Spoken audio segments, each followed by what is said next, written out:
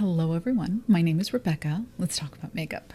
So today I am doing my roundup for the month of July. We're going to be looking at all of my empties from last month, everything that came into my collection, and a few declutters, as well as some thoughts on my low buy / no buy. We're going to start with my empties first. I was actually a little surprised at how many empties I was able to round up by the end of July because, to be perfectly honest, I haven't been using a lot of products. That's sort of been the theme of my summer. It's been a very pared back summer. I've been doing a lot of traveling. I've been spending a lot of time outside with the kids. So everything has been low maintenance. Even for filming, not that I've been doing a ton of filming. If you've noticed over the last couple months, not a ton of filming, but my hair is giving like minimal effort vibes right now, which is accurate. So that's just kind of been my life for the last couple of months. However, I actually managed to accumulate a fair number of empties. So let's go through those. I have 2 shampoos that I went through. This is my Joico Moisture Recovery Moisturizing Shampoo. I bought this last year. I have finally finished it. I found that this shampoo was a little bit too moisturizing for me. I don't have super dry hair, and here, especially where I'm living now, there's a lot of minerals in the water which tend to weigh down my hair anyway, and adding too much moisture on top of that just really makes my hair pretty limp. I have a lot of hair, but it's all very, very fine hair, so I really have to be careful not to load it up too much. I think the volumizing one is a better fit for me. However, I really wanted to get through this because I paid for it after all. So I actually bought this, which is something I've used before. This is the Garnier Fructis Pure Clean Silicone-Free Purifying Shampoo. This is just a clarifying shampoo that you can use occasionally. But how I was using it was I was mixing this shampoo and this shampoo together in my palm and then applying them both to my hair. And I really felt like that kind of diluted the Joico enough that I didn't feel like my hair was so weighed down after using it, and that's how I ended up using this up. And this one is completely gone, as is this one. They're both empty. Hooray. Next, a couple of skincare products. I have a little package of this CosRx. These are the Master Patch Original Fit Pimple Patches. These are really nice to have on hand when you have a breakout. They do actually a really, really good job of helping heal blemishes, kind of flatten them out overnight a little bit so that they're less conspicuous underneath makeup. Really good deterrent from picking if you're prone to that, as I am. So I have had an unusual number of breakouts over this summer. I feel like there's something hormonal going on, and these absolutely came in handy. So I went through an entire package of these. I picked this up for about $4. I think it was, let's see, $3.99 at TJ Maxx. Yeah, so this is a really, really good deal, and I will probably be picking up some more. I also finally finished off my Garnier Skin Active Micellar Cleansing Water. This is the rose water and glycerin one. It was fine. It was fine. This was actually my first experience with micellar water. I've never liked like a full-on cleanser in the morning. That's just not my vibe. I feel like it's unnecessary. I have moved on to a bottle of Bioderma that I purchased earlier in the year. This was fine. It was fine. I mean, it wasn't the most amazing thing in the world, but it did the job. Next, I have actually a fragrance empty. This is the Kayali perfume in Eden Juicy Apple that I purchased, I want to say 3 months ago. Not all that long ago. This is the travel size. The thing is, I am not really a fragrance person. I don't wear a lot of fragrance. It's very unusual for me to finish anything except for those little tiny sample size fragrances. And the fact that I went through this entire thing, after I purchased this, I just didn't want to wear anything else. It's just so yummy. It's so delicious. And just like, it is perfect. There's a perfect amount of freshness and crispness and sweetness. I just love this fragrance. I will definitely be buying the full size of this fragrance. I don't think I have enjoyed a fragrance this much since Benefit discontinued Maybe Baby, which I wore for like 15 years. It was my signature scent. I really wish Benefit would bring that fragrance back. I loved Maybe Baby. I loved it so much. And yeah, I don't think I have enjoyed a perfume that much since then until now. So definitely buying a full size. I have 3 makeup items that I got through. The first one, this is my Buxom lip gloss in the shade Gabby. This is something I was going through for my lip service project pan. I actually think it might be in my 24 and 24 too. I'm not sure. I'm not really running my 24 and 24 as a separate project that I'm updating you on regularly. It's just sort of, it was a statement of intent at the beginning of the year of things that I'd really like to use up. So I've been using that kind of as a list to draw from when pulling things into projects. And this one is finally gone. I would tell you how many times I'd used it, but I lost the sticky note. I have little sticky notes on my wall where I mark off all of the uses I have for each of the products in each project, and I have lost my lip service sticky note. I don't know what happened to it. I have no clue what happened to that sticky note. It's going to make updating that project a little tricky, but yeah, she is gone. I think it was probably upwards of 25 uses for this one to get her finished. I do find this lip gloss to have kind of a higher viscosity, so the tube doesn't look quite as empty as some of my other lip glosses have looked when I finished them, but I actually went in here with a spatula and everything. This is my favorite line of lip glosses, is the Buxom Lip Polish. The lip creams are really nice too. This is not my favorite color. It's got a little bit more of the silver shimmer in it than I really was hoping that it would. It's a little bit more visible than I would particularly like. But yeah, no, I actually enjoyed this. I think it's a great formula. I love Buxom lip glosses. I have several others. At some point, I will probably buy more. So enjoyed that one. I also finished my Hard Candy Sheer Envy Hydrating Primer. This is the 12-hour makeup grip. This is kind of the gripping jelly primer. It reminds me a lot of the Milk Hydro Grip primer, a lot of that one. To be perfectly honest, I'm not sure I could tell you the difference. If I had this on one side of my face and the Milk Hydro Grip on the other side, I'm not sure that I would be able to tell the difference just based off of the formula. This is a really nice gripping primer. I do feel like it helps with the longevity of my makeup. If I am wearing makeup that tends to like kind of disappear more quickly, obviously it doesn't do anything for my oil production. So I will still get glowy with this one. I tend to pair it with a more mattifying primer during the summertime. But yeah, I really enjoy this one. I don't think I would, I have another gripping primer in my collection. I have the Cover, a little deluxe size of the Cover FX gripping primer, which obviously I'm going to use, but I don't think I will end up repurchasing that one or the Milk Hydro Grip or any of the other ones, to be honest, while this is available. I think this is still available. I hope this is still available because it is good. I have not tried the e.l.f. one. I've heard really good things about the e.l.f. one, but I am betting you it's probably pretty similar. So really enjoyed that one. Last, I have my Lancome Monsieur Big mascara, and this one is, I'm still getting product out of this. This is one of the things that I really do enjoy about the high-end mascaras that I have tried. They don't tend to dry out nearly as quickly, in my opinion, as their drugstore counterparts do. There are absolutely mascaras from the drugstore that you can get that performance-wise look just as good and sometimes even better than high-end mascaras. But I do find that, and maybe it's a matter of just more money spent on the component, but I do feel like higher-end mascaras, ooh, there's some toothpaste on this tube. I do find that higher-end mascaras tend to last longer. I don't know if that's a good thing though, because I'm still getting product out of this, but it is time to say goodbye. I've had this one longer than I should already, quite a bit longer than I should, and I so rarely wear mascara these days. So I'm going to go ahead and declutter this one. It's getting old enough that I really shouldn't be putting it near my eyes anymore, but I'm going to go ahead and call that out empty. It was a really nice mascara. I really had to be careful to keep it from getting thick and a little clumpy in my lashes. A lot of drama, absolutely, for that one. A lot of drama, but I did have to be careful to keep it from clumping up and looking a little spidery. My next mascara purchase is either going to be a little travel size of one of the higher end favorites that I have, or it's going to be like the Essence one or something, you know? Oh, we actually have two more things. Okay. I have a brow product. This is my NYX.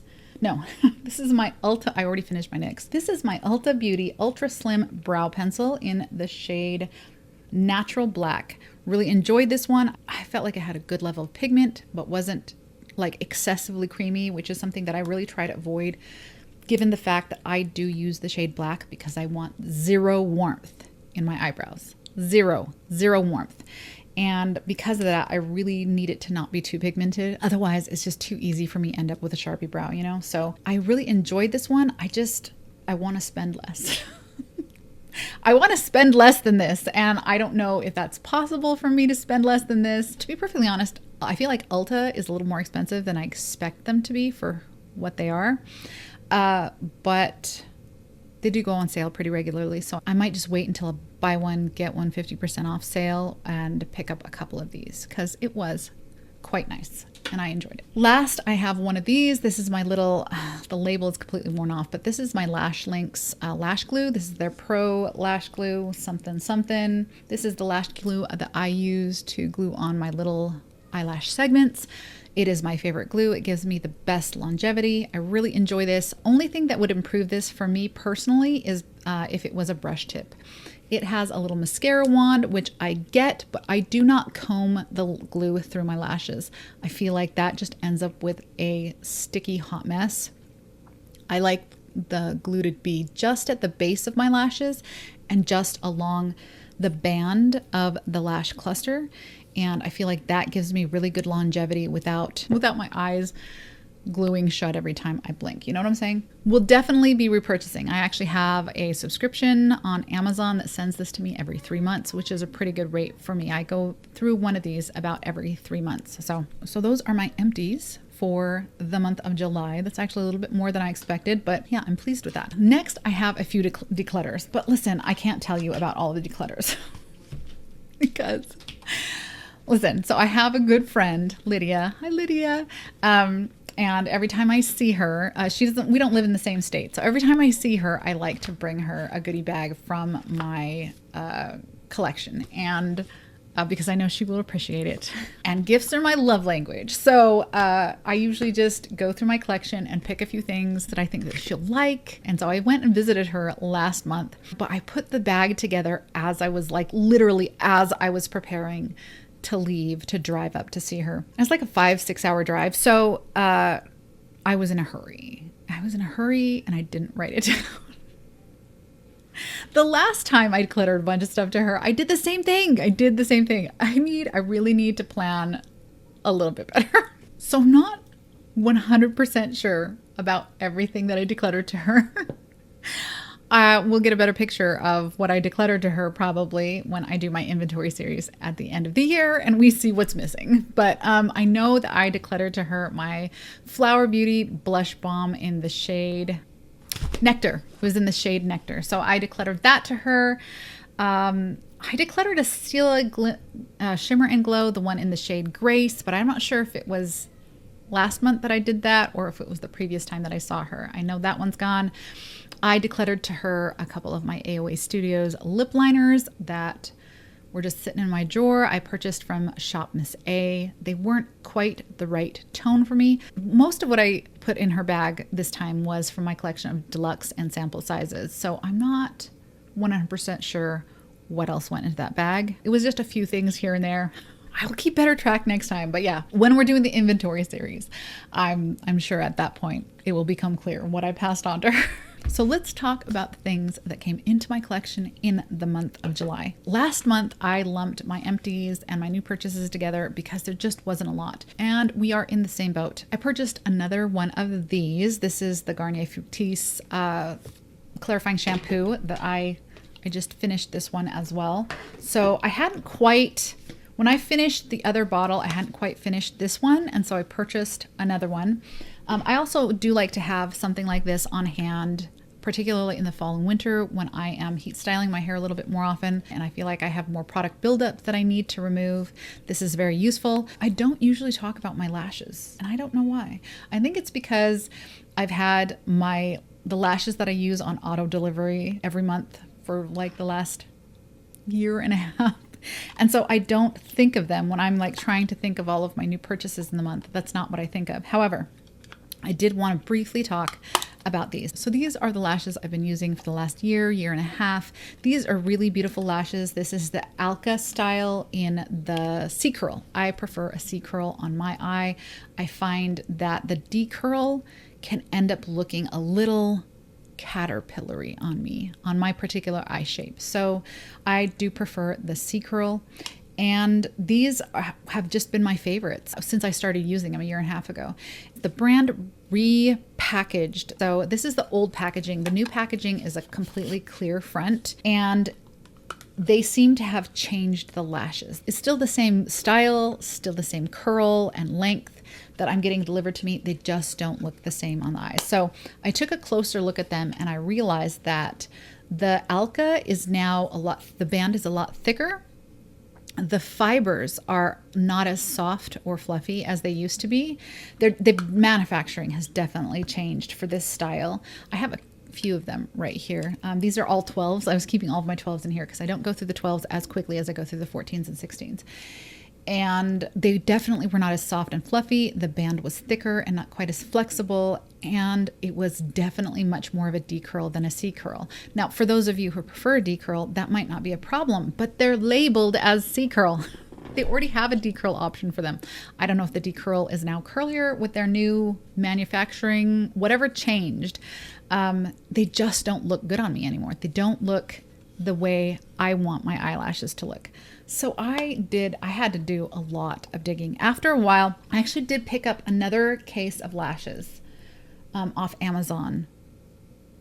I will put a picture of them here because I don't know what I did with them, because I put one set on, hated it, took them off. And at that point, I started really kind of examining the lashes that I have really enjoyed in the past and looking for the commonalities in the hopes that I could find more like that.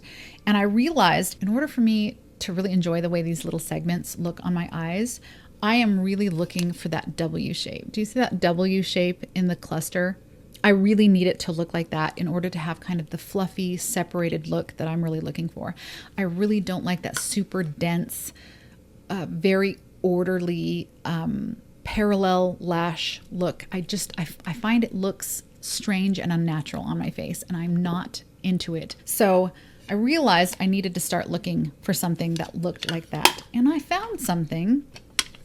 These are the B&Q lashes. This is in the style B17. They're the only ones that had that very strong W shape in each of the clusters. And this is in the C curl.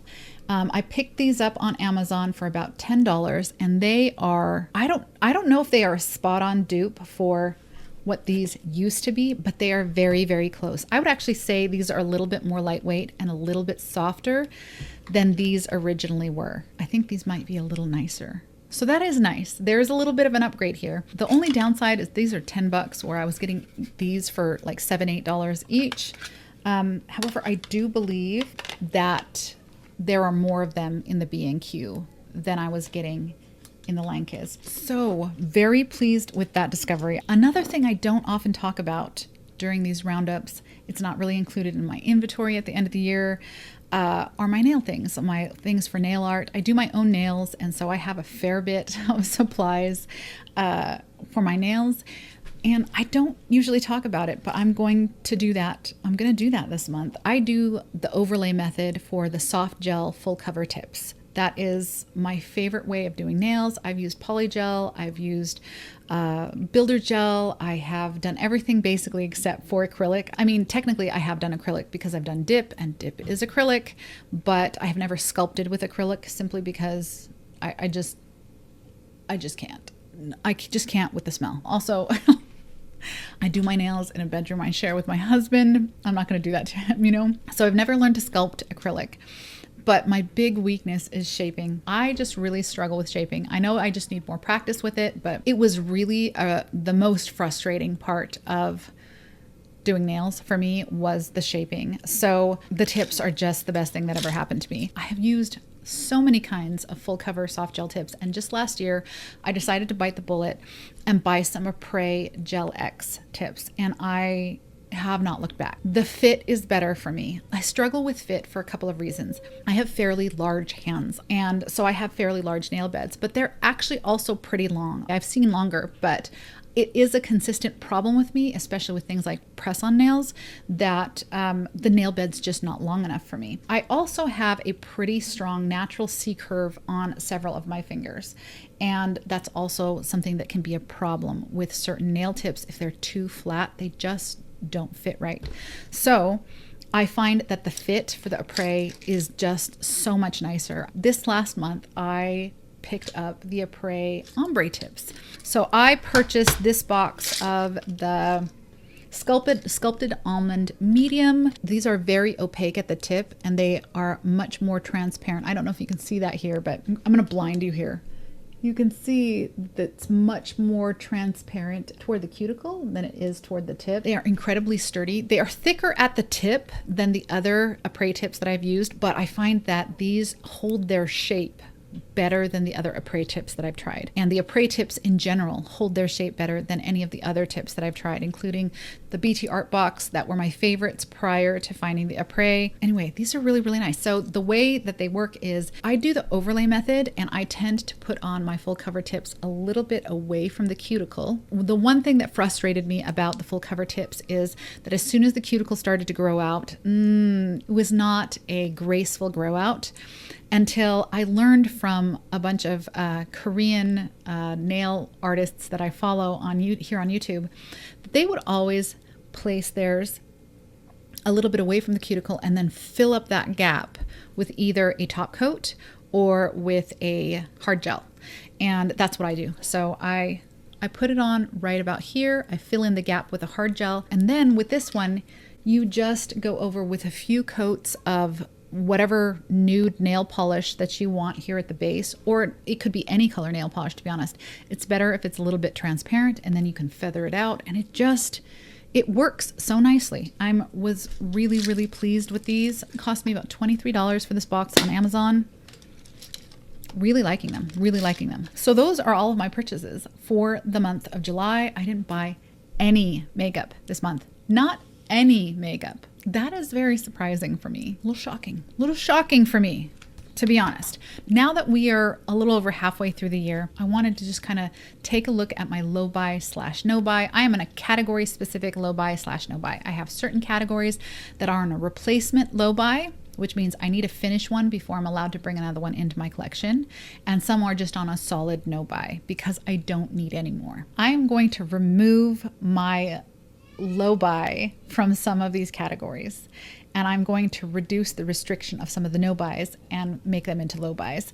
The reason why I'm doing that is because I feel like over this last year, while I have had an enormous amount of fun using the makeup that I have and seeing my progress as I work through the makeup that I have lost a little bit of my joy for makeup as far as like the experimentation and the trying new things, which was always a really, really big part of my joy, the joy that I find in makeup, which is obviously is the reason why I have ended up with a collection as large as it is. And while I do definitely want to continue to use what I have, and I absolutely don't want my collection to grow outside of the bounds of what is realistic for me to really use and enjoy. I mean, obviously, at no point am I going to be able to use all of this makeup. That's just not going to happen. It's not going to happen. It's probably why I'm so free with my friends, giving them makeup that they're interested in. To be honest, probably makeup they're not interested in sometimes. But I really do enjoy that discovery of new things and trying formulas and colors that I haven't tried before. So in the interest of recapturing some of that for myself, I am going to relax some of these restrictions. I am actually very pleased with how I've done this year. I broke my replacement low buy once when I picked up a Buxom lip gloss. Buxom lip glosses were on sale at Ulta for 50% off. They're my favorite lip gloss formula. I couldn't say no. However, I have at this point, now with this gloss gone, I have finished 3 of my lip glosses this year. So I would say that that's pretty good. I have a net loss of 2 lip glosses. I am halfway done with another Buxom lip gloss. And I'm sure that one's going to be done within the next couple of months, no doubt. So I am perfectly happy just completely taking myself off of my low buy for my lip glosses. I obviously at this point, I'm not trying to run out and like buy 16 more lip glosses. I've got plenty of lip gloss, but I don't feel like it's really necessary for me to continue to keep myself on a replacement low buy for that one. I was also on a replacement low buy for foundations. I have finished 2 foundations this year, and I am almost finished with 3 more base products. And I have purchased 1 more. In light of that, I'm going to go ahead and take myself off of my foundation low buy as well. My whole purpose in coming into panning was to try to be a little bit more deliberate and thoughtful about using my entire collection. I really feel like I've been very successful at doing that this year. So again, I'm not looking to go and buy 16 new foundations, but I feel like I did what I set out to do at the beginning of the year. I'm gonna go ahead and take that one off of the low buy as well. So concealer, I have not finished any concealers this year, although I have been very steadily working at a couple of them. I don't think I need any more concealer. I've been curious about a couple of other concealers, but every time that I think seriously about purchasing another concealer, I think to myself, how much better could it be? So right now I have the House Labs Triclone Concealer and I have the Huda Beauty Faux Filter Concealer. Those two are just so nice. I love them both. I really, really love both of those concealers. I don't know how much better it could get, to be honest. And I don't know that I need to spend $20 or $30 to find out whether or not another concealer is as good or maybe even marginally better than what I already have. So I'm going to go ahead and keep the concealer on the no buy. Primers. So that one was on a replacement low buy. I have finished 2 primers at this point. I have not purchased any further primers. I'm going to go ahead and take that one off the low buy as well. Setting sprays. Setting sprays were on a no buy. I have finished this year, I have finished 5 setting sprays. Now, to be fair, there was quite a lot of use on all of those, with the exception of one, which was a deluxe size. But that's a lot of setting spray. I'm going to go ahead and take that one off of the no buy and switch it to a replacement low buy. So the next time I finish a setting spray, I'm going to go ahead, if I want to treat myself to another bottle of the one size setting spray, which I really, really enjoyed, or I don't know, if I find something else that looks interesting. So I'm going to go ahead and take the setting sprays off of the no buy and switch it to a replacement low buy. Bronzers are on a low buy. I think I'm going to go ahead and keep the bronzers on a replacement low buy. Contour. I have finished 2 contour products this year. I am on the verge of finishing a 3rd contour product. All of them had significant use on them prior to the beginning of this year. So it's not as much contour use as it sounds like, but I'm going to go ahead and move the contour from a no buy to a replacement low buy. I also have a lot of correctors / mixers. However, I think I'm about to declutter a few of those. I began the year with I want to say, how many blue mixers? 4 blue mixers. I think I had 4 blue mixers. So 2 of them were my old standby. I had a LA Girl blue mixer that I used completely. I have a backup that I'm halfway through now. I also used up the Temp 2 blue mixer, which to date is my favorite. And right now I'm working on an AOA Studios blue mixer. I do think I'm going to declutter the AOA Studios blue mixer simply because it is too pigmented. One of the great things about the LA Girl blue mixer is that it is not super pigmented.